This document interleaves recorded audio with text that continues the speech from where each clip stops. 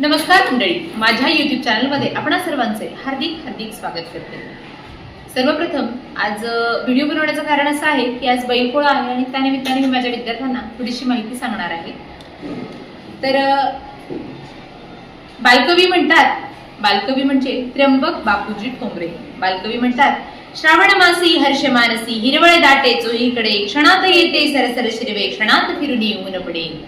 अगदी अशाच या हव्याशा वाटणाऱ्या श्रावण महिन्याचा आजचा हा शेवटचा दिवस आहे आणि पावसाचे दिवस असल्या कारणाने सृष्टी आधीच हिरवागार शालू नेसून अगदी नवी कोरी झालेली आपल्याला दिसून येते। संपूर्ण वातावरणामध्ये गारवा पसरल्यामुळे मन अगदी ताजेतवाने होऊन जाते आणि अशा या श्रावण महिन्यामध्ये सणांची सुद्धा भरपूर अशी रेलचेल असते।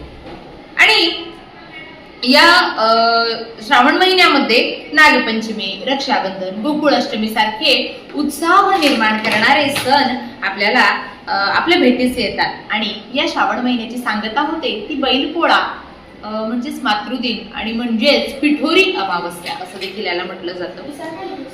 घासली शिंगे लागली बाशिंगे, बांधली मांडोळी, मोरकी आवळली चढविले तोडे, ओढला कासरा, घातली झूल पायी वाजे घुंगुर माळ, आला सण सर्जा राजाचा, आला सण सर्जा राजाचा, आला सण बैलपोळा, आला सण बैलपोळा।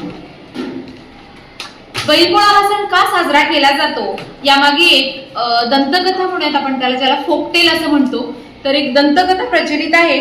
एकदा कैलास पर्वतावरती माता पार्वती आणि भगवान शंकर सारीपाट खेळत होते। सर्वप्रथम सारीपाट म्हणजे काय आपल्याला माहिती पाहिजे। सारीपाट म्हणजे कवड्या ज्या खेळल्या जायच्या पूर्वीच्या काळी, तर त्या कवड्या सारीपाट म्हणजे। आणि भगवान शंकर आणि माता पार्वती कैलासावरती सारीपाट खेळत होते आणि सारीपाट खेळत असताना त्यांच्या दोघांमध्येच असा संभ्रम निर्माण झाला की या डावामध्ये जिंकलं कोण। तर दोघांनाही असं वाटत होतं की माता पार्वतीला वाटत होतं मी जिंकले आणि भगवान शंकरांना वाटत होतं की मी जिंकलोय। आणि या सगळ्या काय म्हणतात त्याला की त्या सगळ्या क्षणाचा साक्षीदार एकमेव नंदी होता आणि नंदी म्हणजे अर्थातच भगवान शंकराचे वाहन। आणि नंदीला असा प्रश्न पडला। आता नंदीला त्यांनी बोलावून घेतलं आणि विचारलं की नंदी तूच सांग आता की आमच्या दोघांमध्ये जिंकलं कोण, असा प्रश्न माता पार्वतीने केला। आणि नंदीने भगवान शंकराची बाजू घेतली आणि भगवान शंकराची बाजू घेतल्यानंतर भगवान शंकर खुश झाले, माता पार्वती मात्र क्रोधित झाल्या आणि त्यांना प्रचंड राग आला आणि क्रोधित होऊन त्यांनी त्या नंदीला शाप दिला आणि कलियुगामध्ये तुला खूप कष्ट करावे लागतील, तुझी कीव कोणी सुद्धा करणार नाही, असा रागामध्ये माता पार्वतीने नंदीला शाप दिला। आणि शाप दिल्यानंतर नंदी सुद्धा खूप आपल्या चुकीची जाणीव झाली नंदीला, थोडक्यात सांगायचं तर। आणि चुकीची जाणीव झाल्यानंतर नंदीने माता पार्वतीची माफी मागितली आणि माफी मागितल्यानंतर माता पार्वतीला स्वतःची दया आली आणि दया आल्यानंतर ज्याला आपण उशाप म्हणतो, त्यांनी असं सांगितलं की वर्षामधला एक दिवस असा असेल ज्या दिवशी सगळे तुझी देवाप्रमाणे पूजा करतील, सगळ्यांना त्या दिवशी तुला कसलंही काम लावणार नाही किंवा कसला त्रासही होणार नाही, त्या दिवशी तुझी खूप कीव करतील। आणि असं त्यांनी सांगितलं, वाडा शिवार सार वाड वडिलांची पुण्याई, किती वर्णू तुझे गुण मन मोहरून जाई, तुझ्या अपार कष्टाने बहरते सारी भुई, एका दिवसाच्या पूजनाने होऊ कसा उतराई, होऊ कसा उतराई। मित्रांनो, बैल म्हणजे शेतकऱ्याचा खरा मित्र की त्याच्या अगदी धन्याच्या बरोबरीने तो काम करत असतो, शेतामध्ये राबत असतो। आणि तसंच या ठिकाणी सुद्धा। आणि दुसरी अशी गोष्ट की आज मातृदिन सुद्धा असतो, आज मातृदिन असतो आणि यामध्ये सुद्धा दंतकथा प्रचलित आहेत। आणि जसं की तुम्हाला सगळ्यांना गोष्टी ऐकायला प्रचंड आवडतात, तसंच मला सुद्धा लहानपणी माझ्या गोष्टी ऐकायला आवडायच्या आणि माझी आई मला लहानपणी एक गोष्ट सांगायची। ती गोष्ट अशी बघा बरं का, त्यावेळेस कृष्ण जन्म झाला आणि देवकी आणि वसुदेव हे कंसाच्या ताब्यामध्ये कैद होते आणि ते कैद होते त्यावेळेस काय झालं की कंसाने देवकीच्या येणाऱ्या प्रत्येक पुत्राला खूप ठार मारलं वगैरे वगैरे हे सगळं झालं। आणि मग नंतर कृष्ण जन्म झाला आणि कृष्ण जन्म झाल्यानंतर वसुदेवाने यशोदेकडे कृष्ण नेऊन ठेवला, या सगळ्या गोष्टी आपल्याला माहिती आहेत। पण मात्र त्या देवकीला अतीव दुःख झालं की माझं बाळ माझ्याजवळ नाहीये, माझं मूल माझ्याजवळ नाहीये।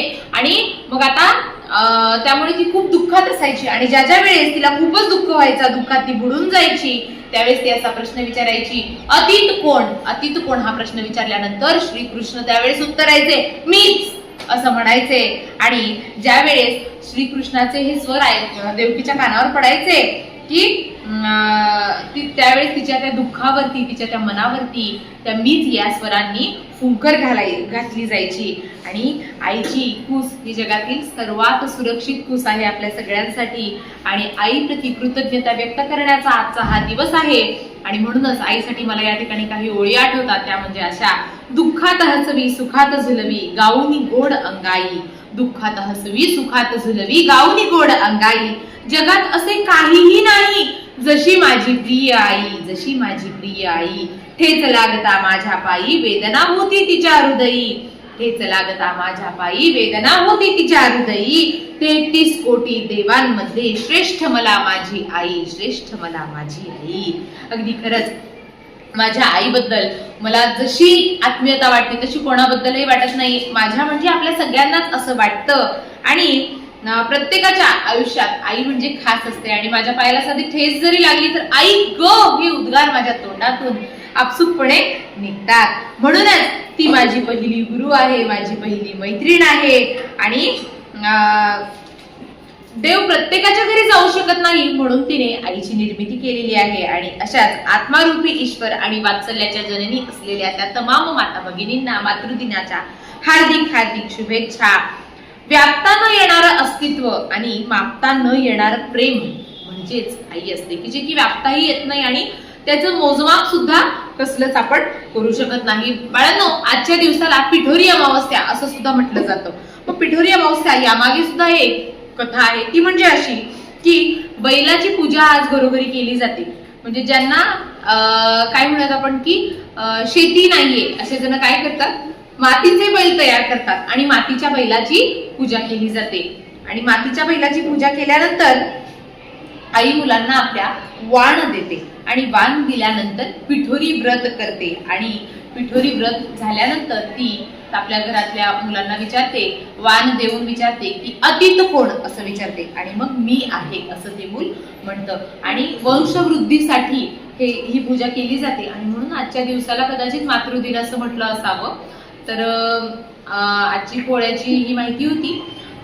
बऱ्याच जणांना या गोष्टी माहिती नसतात आणि याचा मी अभ्यास केल्यामुळे माझ्या ज्ञानात बराचसा भर पडला. माझा व्हिडिओ शेवटपर्यंत बघितल्याबद्दल धन्यवाद.